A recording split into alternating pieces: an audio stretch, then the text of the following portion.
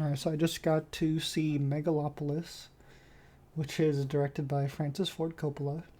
It stars Adam Driver, Giancarlo Esposito. It stars, I think her name's Natalie Emmanuel, Aubrey Plaza, Shia LaBeouf, John Voight, Lawrence Fishburne, Jason Schwartzman, Talia Shire, holy moly, Chloe Fineman, James Remar, and Dustin Hoffman. Many people. It's about the city of New Rome hosts the conflict between Caesar Catalina, who is played by um, Adam Driver, a brilliant artist in favor of a utopian future, and the greedy mayor, Franklin Cicero, who's played by Giancarlo Esposito. Between them is Julius Cicero, who's played by Natalie Emmanuel from Game of Thrones. Her loyalty divided between her father and her beloved. It's very Shakespearean. Um, when I first saw the trailer, I wasn't pumped at all.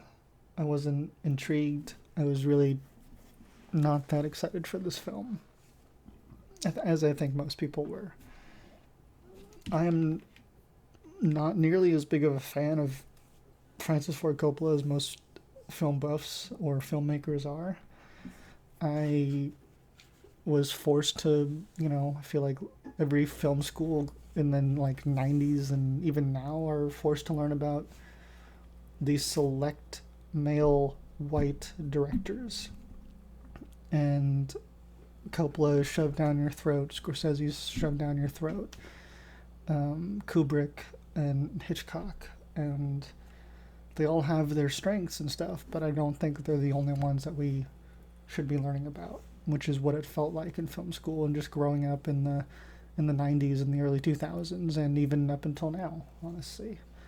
And hearing about, well, another thing that turned me off of about a lot of these old directors is their hatred towards, well, not even Marvel, comic book movies, and them not understanding that, hey, not every movie they make is great.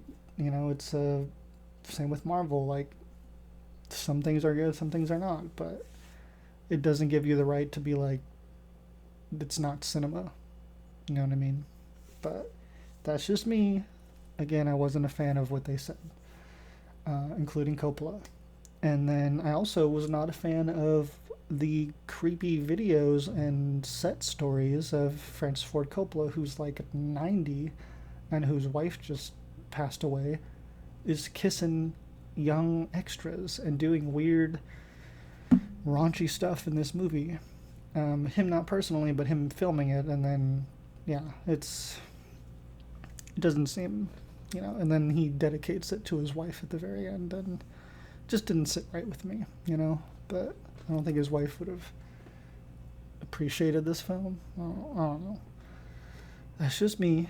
I'm not going to talk about spoilers too much. There's not really any spoilers to give about this movie. I wasn't planning to check this out, but I just kept hearing weird things about it. I kept seeing weird things about it, and part of me did want to see Aubrey Plaza, who I enjoy, and I grew up with Shia LaBeouf, even though a lot of these people he's using are canceled for good reason, and he even goes out of the way by saying, I purposely used canceled people like Dustin Hoffman and John Voight and Shia LaBeouf. Yeah, I'm not cool with what Shia LaBeouf did. I don't really support the new Shia LaBeouf, let alone, yeah, I'm not really fighting for him, but I did grow up with him. I liked Even Stevens. I liked the first three Transformers films. I liked uh, Holes. I liked Disturbia, and I liked that era of the image of Shia LaBeouf, and he is an interesting actor, but it's not okay with what he did to his partner. I don't remember exactly the thing that Dustin Hoffman did. I think he was something with Gina Davis. John Voight is just a super right-wing Trumpy, and no thank you. No thank you. I do like Adam Driver. I love Giancarlo Esposito. Adam Driver I've loved since Girls, and I like Kylo Ren, and seen him in a lot of good stuff. He's a very interesting actor. Giancarlo Esposito, of course, since like what was that one called? The one with oh my god. Do I not have the name of that? Do the Right Thing. Do the Right Thing by Spike Lee. He's terrific in that. But of course, he's in The Mandalorian. He's in Captain America 4 that's coming out. He's in Breaking Bad. But very good. He's in everything now. Natalie Emmanuel from Game of Thrones I love. Like I said, I love Aubrey Plaza. Lawrence Fishburne, of course, is amazing. But yeah, going into this movie, finally checking it out, I went in kind of with no expectations other than this is going to be weird. I'm not going to like this. But it ended up being kind of weirdly entertaining, in a strange, weird, bad way. I know a lot of people have been comparing it to Tommy Wiseau's The Room, or Room. Is it Room or The? It's The Room. Room is the one with Brie Larson. Anyways, I can see that. I'm very familiar with Tommy Wiseau's The Room, and I think they said it's like if Tommy Wiseau had money for The Room. Well, he did have money, but he was also just not a filmmaker, and it was like the second or first film he ever made. He was using his friends, and it was yeah, just super amateur hour. But I think them taking Tommy Wiseau's actors and team kind of taking it seriously is what made it so funny and bad, because it was bad from the get-go, and then when you get actors to read it and actually act it out and take it seriously, it gets even worse and funnier, in my opinion. I think the difference with Megalopolis is, yes, the script was weird and funny and bad from the get-go, and they had money, and yes, probably more money than Tommy Wiseau by a lot, but still,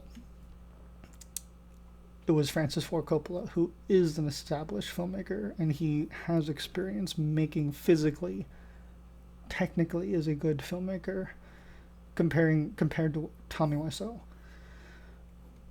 as well as a roster of experienced actors. But the thing that is similar to me, to The Room, about it, is that these actors are taking the script super seriously and doing the bad script so well that it becomes funny in a similar way to The Room, which made me kind of enjoy it. I'm not really supporting Francis Ford Coppola, but it was a weird, strange, funny watch. Yeah, it definitely felt like an old, like I feel like if Francis Ford Coppola made this in the 70s, the 80s, or the 60s even, it would have fit in more, like especially with like, it's clearly like an old man's vision of the future. And like, even when he's looking through and looking at his architecture for what he imagines the new world looking like, I'm like, I don't want to live there. That doesn't look fun. This looks weird and too techy to me. Like, it's weird. The weird mushrooms and stuff. Not for me. But again, it seems like